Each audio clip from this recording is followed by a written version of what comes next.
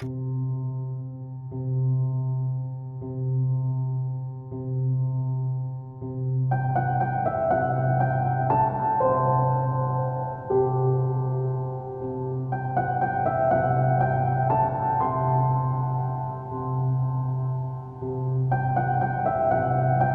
хиляди години съм се мъчил един ден да се срещна с Луната и все не съм успявал. Защото тя изгрява в мига, когато аз залязвам. За сега всичко е добре. С живите съм жив, с мъртъвците мъртъв. Ами, като настъпи второто пришествие, когато мъртвите възкръснат.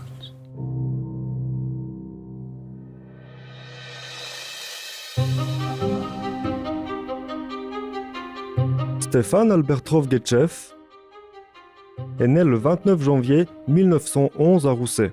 Il vient d'une famille d'intellectuels progressistes. Ses parents sont le critique littéraire et historien Albert Guetchev et le professeur de français Rada Guetcheva. Du côté de sa mère, ses oncles sont Asen Zlatarov et Nikolai Rainov, qui est également son parrain. Les noms de ses proches sont associés à la riche histoire de l'intelligentsia bulgare au XIXe et XXe siècle.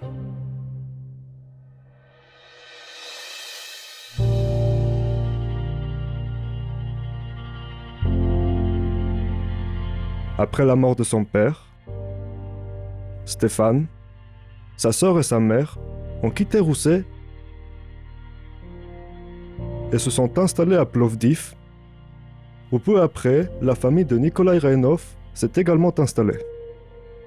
Nikolai Rainov est devenu un soutien pour le petit Stéphane. Il était son mentor en littérature ainsi qu'en matière spirituelle. En 1927, à l'âge de 15 ans, Guetchev a commencé à écrire de la poésie et de ses poèmes ont été publiés dans le magazine Българска реч. Защо така мъчително изкачваш тези високи и безкрайни стълби? Нема забравя, че умееш да летиш.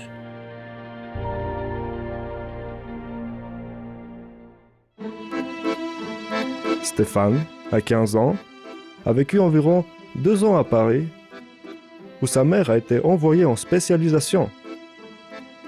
Guetchev a étudié au lycée Louis le Grand à Paris, où Robespierre et Victor Hugo ont également étudié. Nikolai Rainov l'a présenté à certaines des figures principales des tendances artistiques modernes à cette époque, telles que Tristan Tzara, Aragon, André Breton et Jean Cocteau. Dans ce temps-là, à Paris, se trouvaient également Dora Gabay, Asen Zlatarov, Nikolai et Bogomil Rainovi, Georges Papazov, ainsi que beaucoup d'autres. Plus tard, Guetchev décrira en détail ses rencontres dans ses mémoires Les Sceptiques Inutiles et traduira les travaux de quelques intellectuels français en bulgare. Guetchev a étudié la philologie slave à l'université de Sofia jusqu'en 1934. Ses professeurs étaient les célèbres savants Stoyan Romansky, Mikhail Ardonov et Alexandre Théodorov-Balan. En 1935, Guetchev s'installe à Athènes pour étudier une maîtrise spécialisée en grec ancien et en grec moderne à l'université d'Athènes sur les conseils de son professeur Jordan Ivanov. Pendant cette période, il a traduit avec Cléon Paraskos des poèmes d'Elisaveta Bagriana et d'Athanas Dalchev en grec, publiés dans la revue Nea Estia. En 1938, il publie sa thèse de doctorat intitulée « Le physiologiste », dans laquelle il étudie un ancien texte bulgare traduit en grec. La bibliographie l'a emmené dans les monastères du mont Athos sur la péninsule d'Athos en Grèce.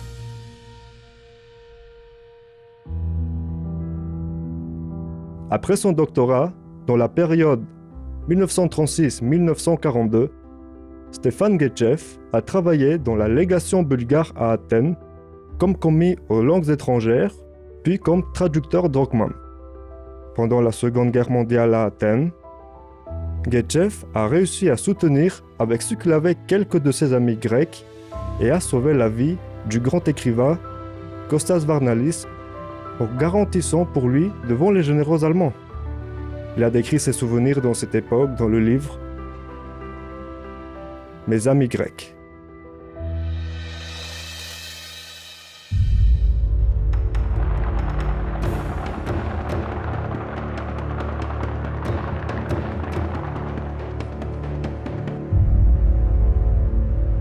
Stefan Getchev a été envoyé à la légation bulgare à Bratislava au poste d'attaché culturel pour la presse. Après le 9 septembre 1944, jusqu'en mai 1945, sur l'insistance des autorités slovaques, il est contraint de quitter Bratislava et expulsé vers la ville de Piestany. Getchev s'est inspiré de la situation difficile de la guerre et a écrit 2 de ses romans les plus importants, Le Pont et Connais-toi toi-même. Après la guerre, il retourna à Bratislava et fut nommé représentant du ministère bulgare des Affaires étrangères à Varsovie. Durant cette période, il rencontre Paul Éluard et Pablo Picasso et de nombreux autres intellectuels européens célèbres. On peut lire sur ces rencontres dans le roman Les sceptiques inutiles.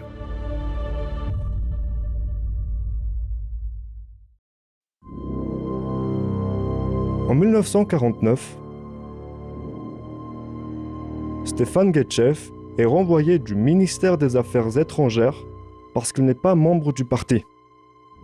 Ses collègues l'ont interrogé avec insistance et il a été contraint d'y répondre « Je ne peux pas devenir membre du parti parce que je crois en Dieu ». Dans ses propres mots, cette période de sa vie est décrite comme suit. Родил съм се в изгнание, но те не знаеха. Когато аз разбрах, направих грях и те ме пратиха в изгнание в родината. Едва тогава разбрах какво е истинско изгнание. Pendant 6 ans, Stefan Getchev a travaillé dans le journal satirique Starchel, Frelon, dans un endroit sans problème. Il lit des magazines et des journaux étrangers et donne des idées de caricatures et de feuilletons. En 1956, il a été expulsé du journal parce qu'à l'occasion des événements de Hongrie, il a osé dire « Ce n'est pas mal que ce socialisme stalinien se transforme en autre chose ». En 1957, avec Stefan Sarchadjiev et Veselin Achev, il fonde le théâtre satirique de Sofia, où il est dramaturge jusqu'en 1958. Il dirige le département de journalisme du magazine Flamme de 1950 à 1956.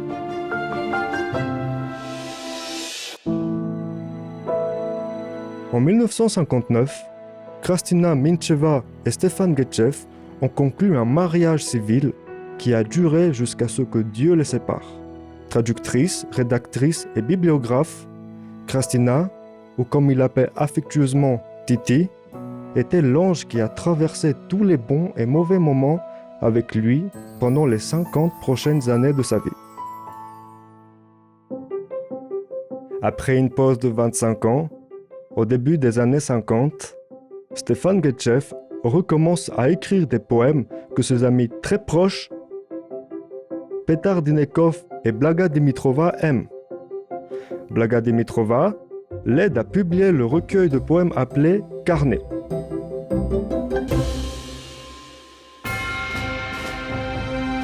En 1967, le recueil de poèmes a été inclus dans la réunion Quelques phénomènes sur le front idéologique du Politburo du Parti communiste bulgare.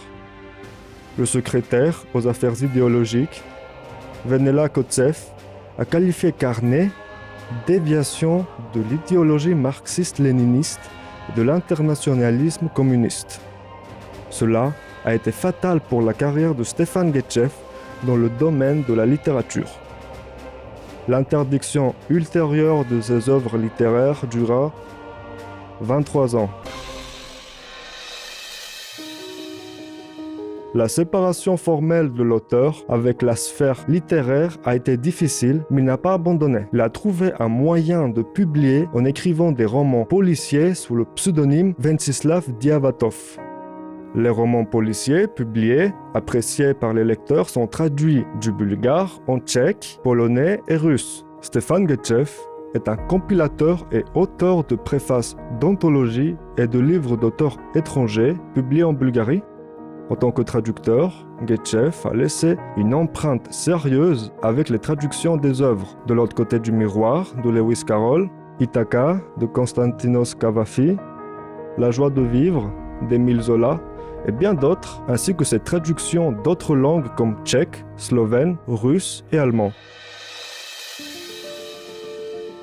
Une décoration honorifique française. Après la transition politique de 1989 en Bulgarie, Stefan Guetchev s'est très vite retrouvé au centre de la vie intellectuelle en Bulgarie. Ses productions théâtrales prennent vie sur les scènes du Théâtre national de Bulgarie, Ivan Vazov.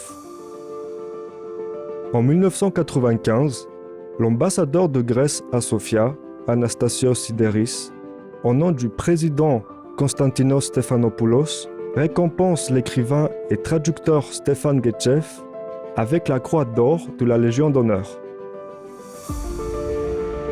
En 1998, par décret du président de la République et au nom du ministère de la Culture, l'ambassadeur de France à Sofia, M. Trémaux, récompense Stefan Guetchev avec la décoration honorifique française Chevalier de l'Ordre des Arts et des Lettres pour sa contribution qu'il a apportée à la convergence des relations culturelles entre la Bulgarie et la France.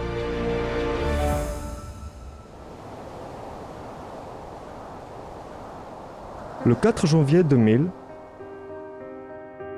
la fin d'un voyage qui a duré près d'un siècle est arrivée. Stefan Guetchev chuchote pour la dernière fois à sa femme bien-aimée et meurt un jour après leur 41e anniversaire de mariage. Quelques jours plus tard, Titi trouva un morceau de papier tombé à côté de son lit sur lequel, peu de temps avant son décès, Guetchev avait écrit son dernier poème.